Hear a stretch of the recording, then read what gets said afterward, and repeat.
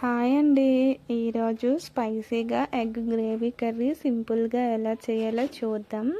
ముందుగా ఎగ్స్ని ఉడకబెట్టి వాటికి ఘాట్లు పెట్టి పక్కన పెట్టుకోవాలి. తర్వాత ఒక ప్యాన్ తీసుకొని అందులో కొంచెం ఆయిల్ వేసి ఉల్లిపాయ ముక్కలు, పచ్చిమిర్చి, అల్లం, వెల్లుల్లి, జీడిపప్పు, 2 లవంగాలు, దాల్చిన చెక్క చిన్న ముక్క వేసి 5 మినిట్స్ వేపి పక్కన పెట్టాలి.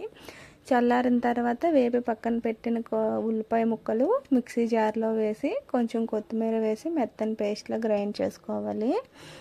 అదే ప్యాన్లో మరి కొంచెం ఆయిల్ వేసి వేపిన పేస్ట్ని అందులో వేసి ఆయిల్ పైకి తేలేంత వరకు ఫ్రై చేయాలి. తర్వాత పసుపు, కారం, ఉప్పు వేసి కలిపాక ఎగ్స్ని వేసి మరొక నిమిషం కలిపాక కొంచెం వాటర్ వేసుకోవాలి. గ్రేవీ దగ్గర పడ్డాక చికెన్ మసాలా, కొంచెం ధనియాల పొడి, కొత్తిమీర వేసి కలిపి దించి వేడి వేడి అన్నంతో సర్వ్ చేసుకొని తింటే సూపర్గా ఉంటుంది. ఒక్కసారి ట్రై చేసి ఎలా వచ్చిందో కామెంట్ చేయండి. Please follow, like and share.